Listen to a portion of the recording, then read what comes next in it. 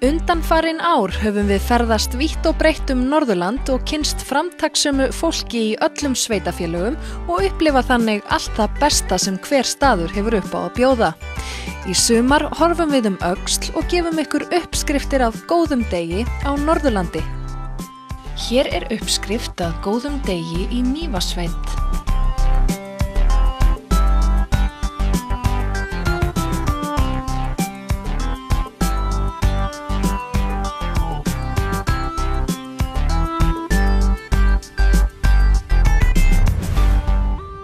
Mývatnssveit sívinsæll viðkomustaður ferðamanna, jafnt íslenskra sem erlendra. Það ekki að ástæðulausu en það svæðið þekkt fyrir einstaka náttúrufegurð og fjölmargar náttúruperlur. Dimmuborgir eru einstakar hraunmyndanir við austanvert Mývatn, þar sem hægt að ganga og njóta fegurðarinnar. Gönguferð Dimmuborgir ómissandi partur af góðum degi í Mývatnssveit, hver sem ástíðin Á sumrin fjölskrúðugur gróður í Dimmuborgum en fyrir jólin má finna þar hina einu sönnu íslensku jólasveina. Ég sá mömmu kissa jólasvein við jólatréð í stofunni í gær. Ég læddist létt á tá til að líta gjafir á. Hún hélt ég væri steinsofandi Stínu dúkku hjá. Og ég sá mömmu kissa jólasvein og jólasveinninn út skeggið hlær. Já, það hefði hlegið með, hann faðir minn hefði hann séð, mömmu kissa jólasvein í gær, í gær, í gær, í gær, í gær. Ætlar ekkert að kyssa hana eða? Í Mývatnssveit má einnig finna fjölda annarra svæða sem gaman að rölta og skoða. Sem dæmi má nefna jarðhitasvæðin Námaskarð og Leirhnjúk. Þar mikil litadýrð og auðvitað hin eina sanna hveralykt.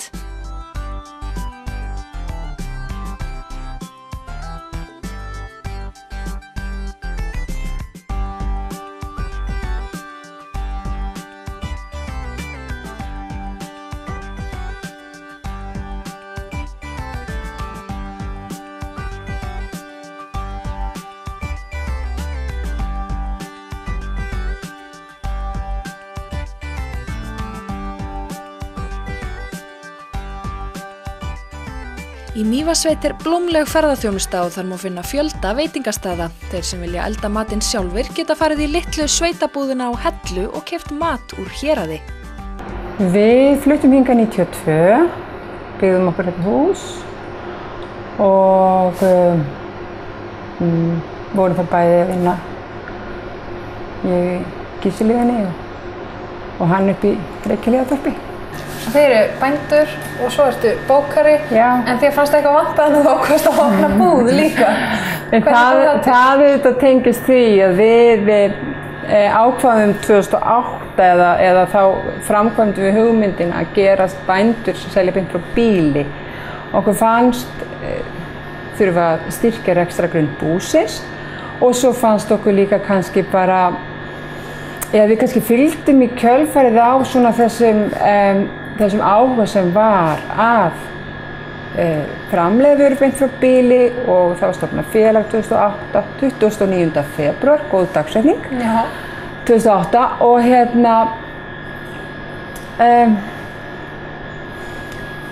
þessu var svona ítt svolítið úr vör bara í sameiningu allt landið. Það byrjuði þó nokkur bændur 2008 og svona beint frá bíli svona reglífa félagsskapur. Fundum fljótt að reykhofinn okkar sem við notum til þess að reykja hangikjötið okkar og fiskinn var lítill. Þannig að við stækkum hann fljótlega 2009-10 Og hann lítur út fyrir að vera frá fornum tíma en hann nýr. Já, hann nýr. Við vildum láta hann falla vel inn í umhverfið. Ekki bara það.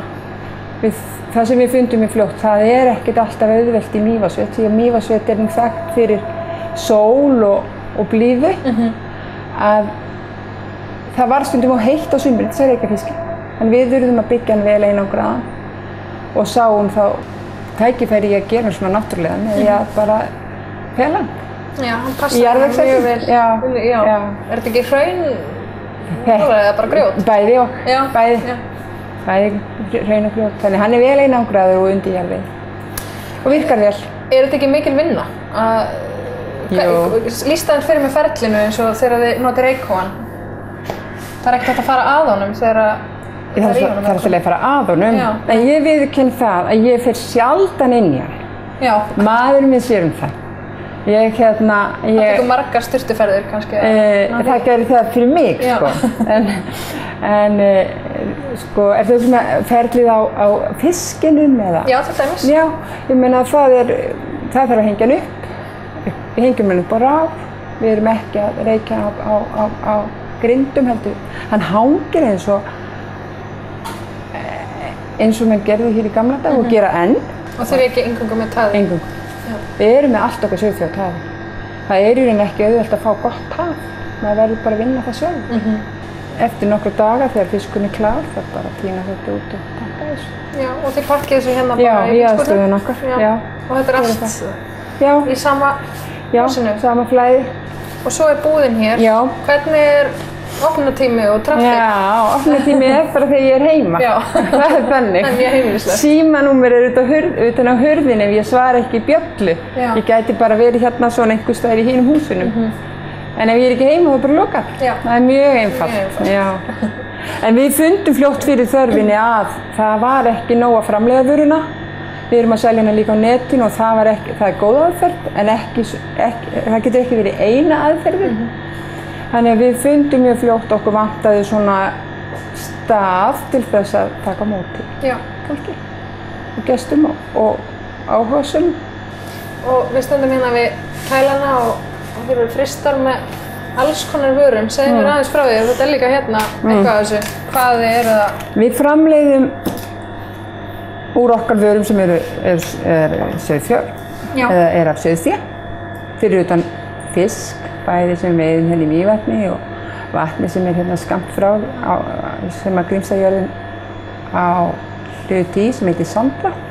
Þú ert hérna með sperla. Ég er hérna með sperla, já. Og þér er mikið í mun að fólk segir sperla en ekki bjúgu. Já, þegar að fólk kemur og sér sperlana mína í fristinum og segir já, hér eru bjúgu, þá leiðrétti ég alltaf að segja þetta er ekki bjúgu, þetta eru sperla. Og hver er nú munurinn á bjúgun? Hann er sennilega aðallega í hausnum á mér. Já. Sperlar í mínum huga eru eitthvað svona sem er bara svolítið hrein afurð, það er bara gróf hakkað kjöt, saltað og reykt. Engin efni sem að gera þetta svona á farsi. Bjúgun kaupi ég út í búð, sko. Já. Þau eru svona svolítið farskend. Sperlarnir eru svona heimagert. Já. Svo eru þau bara með svona hérna grillkjöt. Já. Það er nú ekki langur líftíma á þessu? Nei, ég tók þetta upp í gær og bara nota á þetta pipar, grófmalaðan pipar og maldonsalt og þetta er í kælinum hérna hjá mér ef það selst ekki í 3 daga. Og ef það selst ekki þá bara grillparti hér. Já. Og svo er hérna, þetta er sandasilungurinn, bleikja sem við veitum undir ís í vetur. Okkur þykir bleikjan oft best vetrarveiðin og viljum fara lendi fyrst hana á vakuumpökkum og eigum hana á grilli og sumri. Er þetta að panta hjá okkur á netinu? Já, við erum með heimasíðuna hangikjöt.is og þar er hægt að panta svona flestar okkar vörur. Við erum kannski ekki með þær allar inn á netinu en það er alltaf hægt að heyra í okkur.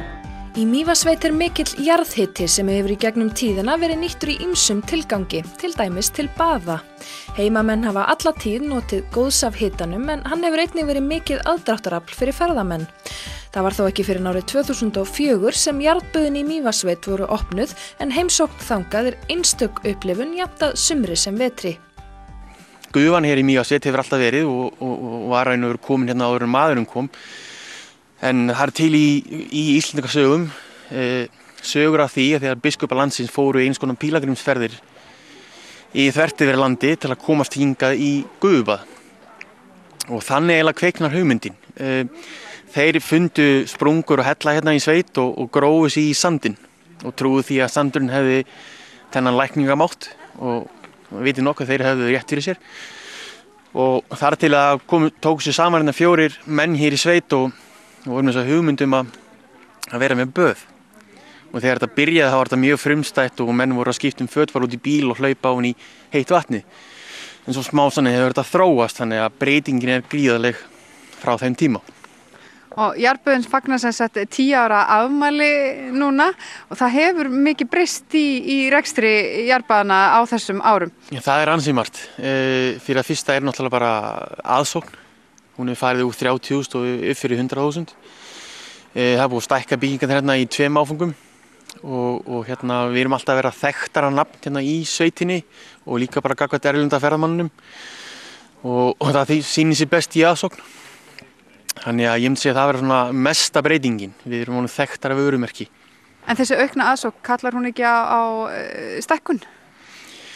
Jú, óneitanlega þá gerir það. Við erum að upplifa mjög stóra daga á háanna tíma í júlí og ágúst sem að við höfum einfallega þurft að hleypa fólki inn í hollum.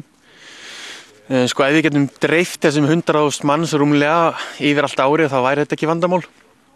Þetta sýnir sig að öll þessi messatrafík er að koma yfir sumarið og ef við ætlum að halda upp í sama þjónustu og upplifun þá þurfum við að bregðast við og við þurfum að stækka aðstöðuna.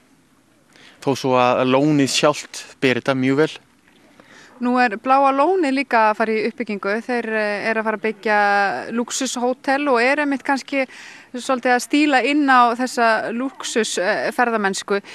Hafið þið hugsað ykkur að fara líka í þá átt? Nei, ég held að það sé ekki svona okkar markmið að fara í mikinn lúxus. Við erum svona, eins og margir segja, svolítið svona sveitó og við viljum halda í það. Við viljum halda í tengingunni náttúruna og náttúrulega þennan stað. Þannig að þessi lúxuspæling, hún er allavega ekki upp á teikniborðunum og freka bara að reyna að halda þessi í þeirri mynd sem er í dag. Hver myndir þú segja væri stærsti munurinn á Bláa lóninu og Jarðböðunum? Þið eru nú oft borin saman. Já, hann er heilmikill. Fyrir að fyrsta náttúrulega staðsetning og náttúrulega gestafjöldi. Við erum að fá rúmlega 100.000 meðan að Bláa lónið er í rúmum 700.000. Þannig að það má segja að allir þeir sem koma til landsins fara í Bláa lónið. Við förum ört stækkandi í þessum tölum og hérna, já, við erum sennilega seint ná þeim en það er ekki okkar markmið endilega en bara halda góða þjónustu í. En munurinn er fyrir utan sama lit á vatninu er að Bláa lónið er sjór, er gamall sjór sem hefur sígast í gegnum hraunið á Reykjanesi og er komin aftur upp og í Bláa lónið en þetta er ferskvatn, þannig að hér er ekkert salt. Þannig að það er svona megin munurinn á vatninu sem slíku. En við náttúrulega státum okkur gríðarlega af útsýninu hérna. Þó svo að útsýnin sé ekki erfitt að sjá það akkurat núna út af gufu og að kalt úti. En þá hefur við alveg einstakt útsýni og erum mjög stolt af því. Upplifun að koma hingað til að mynda vetur til þegar allt er í kafi snjó og mínus 15 gráður úti að vera með stjörnubjartan heiminn og norðurljós. Það er ekki afleitt. Það er frábært.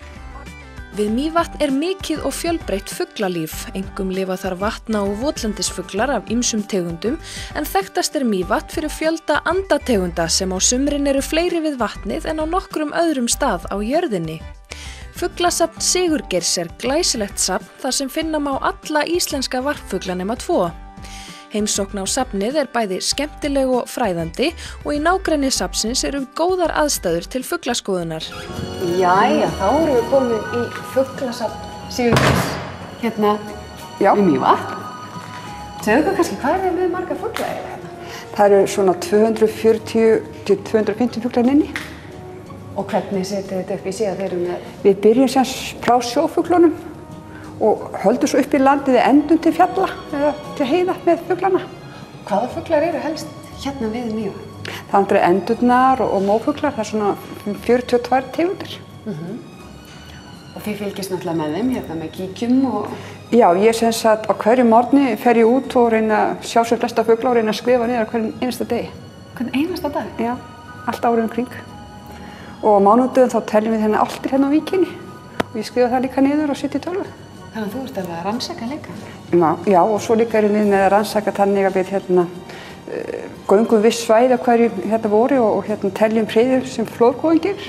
Já, og rannsökum það og setjum inn í tölvu og sendum svo áfram til rannsóknar. En ef við skoðum til dæmis hérna erum við með toppbönd. Já. Hvernig þetta sett fram? Hér er nafnið á fuglinum. Þetta vatnafugl af andaætt. Hér dvalartímalína. Þessi fugl allt árið á Íslandi, hann mestu það sem breiðalínan og hann hérna yfir sumar sem gulliturinn yfir Íslandi og sumt af stofnum fer svo til Skotlands yfir veturinn hérna, maður sér það hérna dökki liturinn. Og svo einhver erlend heiti á honum þá hindilega? Já, það er latneskt og svo ensku og frönsku og þýsku og hérna dönsku og já. Og svo nú eiginlega aðalmálið? Það að íta á takkan hérna, þá kemur blátt ljós á fugl til þess að ég veit hvað hann startur í skapinu. Þá vitum við hvað það er. Já, þá vitum við hvað það er.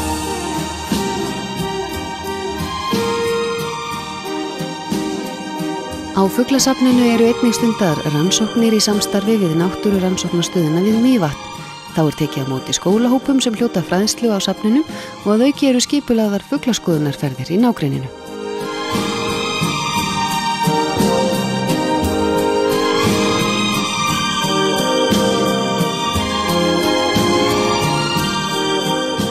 Þetta er náttúrulega ótrúlega fallegt húsnæði samt og fellur einhvern veginn svo vel inn í. Já, arkitekti langaði til að húsið fjalli sem best inn í umhverfið. Við megum ekki byggja hérna hvað sem í sveitinni. Nei. Og alls ekki svona nálægt vatni líka. En hérna svona þjónusturými og kíkjarnir. Já, og hérna líka margminna skjár með fuglaefni í sem við getum farið að skoða því. Þú snertir þarna, já. Þetta er bæði íslensku og ensku og svo getur snert hérna. Hérna getur líka að tala kúluskítinn víðfræga. Já. Nafnið kúluskítur komið til með þeim hætti að mývetskir bændur munu hafa þekkt hann frá ómunum tíð fyrir þá sök að hann festist stundum í sílunganetum. Þaðan nafnið komið, því að gróður sem ánetjast kallast einu nafni skítur í sveitinni. Já. Og hana nú? Já. Og já, hérna svo kíkir sem fólk getur kíkt í. Já. Og hvað sjáum við til dæmis núna? Nú komið haust hjá okkur, þannig að það nú kannski ekki mikið. Jú. Maður sér það bara strax. Já, þetta var gaman þegar allt er kýrt á vatninu og ekki neinn gára. Þá er alveg yndislegt að horfa á vatnið í gegnum kíkirana. Gleymur þér alveg í þessu? Já, eiginlega stundum. Fuglalífið má þó ekki einungis sjá út í náttúrunni, heldur einnig í áhugaverðri klukku sem finna má á Selhóteli. Það var ýmsar hugmyndir upp með þessa klukku. Ein var svo að hafa klukku með kertum. Svo var svona grín í gangi að hafa klukku með fyrirverandi og núverandi formönnum HSV og fyrirverandi og núverandi oddvitum Skútustaðahrepps. En svo kom sér frábæra hugmynd út af því að hér eru náttúrulega með fuglalífið alveg gríðarlega mikið skemmtilegt, þannig að fékk sér hugmynd að hafa fuglaklukku. Þá fékk ég í lið með mér vinn minn sem er einn besti fuglaljósmyndir landsins, Jóhann Óli Hilmarsson fyrir á Stokkseyri. Og hann sendi mér myndinar, við vorum alveg á því strax að við ættum að hafa Falcon 12 og svo Himbrimann, Strömmundina og Húsundina á 3, 6 og 9 og þessi fuglar væri á flugi. Það fari aðeins minna fyrir hinu fuglunum. Svo fekk ég Stíla Ásbjörnsdóttur Akureyri í lið með okkur og Alma Árnadóttir, hún var svona hönnunarstjóri yfir þessi verkefni og við erum bara rosalega ánægð með útkomuna, virkilega, og það er svo gaman stundum stendur fólkinu í röð að mynda klukkuna. Já, ég ætlaði að segja að þið hljóti að vera ofta að svara spurningum þessa klukku. Já, hún vekur mikla athygli, mjög mikla, en ég er mjög stolt af þessu verki. Og svo er komin önnur hugmynd upp að sem sagt núna í nóvember, það fer að líða jólum, að þá ætlum við að skipta út fuglarnum yfir í jólasveinina. En þeir eru 13? Já, reyndar. 13. hann verður að liggja á klukkunni. Já. Það mun vera þannig. Þannig að þið skiptuð út í desember? Já. En þekkir alla fuglana? Já, ég er mikið fuglanörd og mikið áhuga á fuglum, þannig að ég má ekki sjá fugla á flugi nema að bara vita hvað fugla er. Já. En þarftu þá ekki að kenna starfsfólkinu það líka? Jú. Spurningunum? Jú, ég er búin að skrifa fyrir fólkið hvað heita þessi fuglar og nokkru tungumálum þannig að geta svarað því. Það er nauðsynlegt. Það reynda vantar einn uppáhaldsfugli minn, hann flórgoðan, þannig ég á eftir að skipta út annarkur gargöndinni eða rauðhöfðunum. Nú. Þannig að hann kemur bara seinna, það var ekki nógu hvað myndin á honum. Eins og fram hefur komið náttúran í Mývatnssveit einstök og hefur mikið aðdráttarafl bæði fyrir innlenda og erlenda ferðamenn. Mývetningar eru meðvitaður nauðsyn þess að vernda þessa einstöku náttúru eins og sjá má á Hótel Laxá þar sem gott að slaka á eftir góðan dag. Svansvottun og auðvitað var náttúrulega ekki að gera því að fyrsta árinu var bara að skoða hvað við ættum að gera. En við erum náttúrulega á öðru ári erum við að reyna að fara eftir þeim reglum sem settar eru svo að hægt sé að gera úttekt á okkur. Og það náttúrulega eins og til dæmis með öll hreinsiefni og við erum að flokka ruslið og við reynum að vera nýta hlutina vel. Þannig að það sé ekki sóun í umhverfinu. Fólk, finnst þér, þú veist, hinn almenni gestur, fólk að spá í þessu? Já. Það gerir það? Það gerir það. Það gerir það. Það ekki bara einhver fyrirtæki eða svoleiðis? Nei. Það bara hinn almenni gestur, hann tekur eftir svo ef við skoðum umsagnir, þá sjáum við það líka, umsagnir til dæmis á þessum netmiðlum eins og TripAdvisor og fleiri, Booking, þá fólk að taka eftir þessu. Jafnt Íslendingar sem útlendingar? Það náttúrulega svo lítill hluti Íslendinga hérna. Já. En auðvitað taka það líka eftir því, þeir sem hafa áhuga á slíku. Og mér finnst reyndar eins og í þessari sveit að við þurfum að einbeita okkur að þessu. Þetta eitthvað sem þessi sveit þarf að einbeita sér að. Það að vera svolítið umhverfisvæn. Við bara getum ekki lyft okkur annað. Nei. Og þið gangið skrefinu lengra og fóruð svolítið aðra leið í frárennslismálum. Já, við fórum svolítið lengra, eins og þú segir. Við fórum út í það að vera hérna með fullkomna hreinsistöð sem að hreinsa frá okkur frárennslið þar sem kemur hérna. Og hún gengur vel. Og ég spurði einmitt píparinn okkar í morgun sem var hérna hvort það gengi ekki allt saman vel þarna niður frá. Hann sagði að það veri allt eins og það ætti að vera.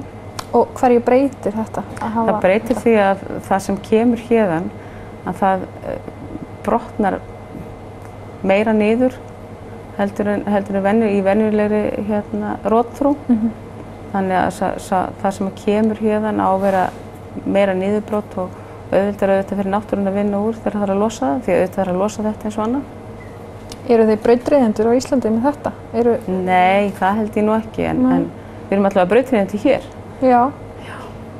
Þannig að við erum bara stolt af því að hafa tekið þetta skref, en þetta dýrt og þetta dýrlaust, en þetta bara skiptir máli. Og sem betur fyrir þá Skútustaðahreppur á þessari braut líka, því að eftir því sem ég sé og hef aðeins verið að vinna í það líka, þá Skútustaðahreppur að vinna í úrbótum í fráveitum málum og svo flokkun og sorpu, þannig það mjög gleðilegt. Nú ættu þið að vera komin með hina fínustu uppskrift að góðum degi í Mývatnssveit, þó þetta sé einungis brot af því mikla úrvali sem í boði á staðnum. Nánari upplýsingar viðburði, afþreyingu og fleira má finna á heimasíðunni visitmývatn.is. Í næstu viku munum við gefa ykkur uppskrift að góðum degi við austanverðan Eyjafjörð í Grýtubakkahreppi og Svalbarðsstrandarhreppi. Þangað til næst, verið sæl.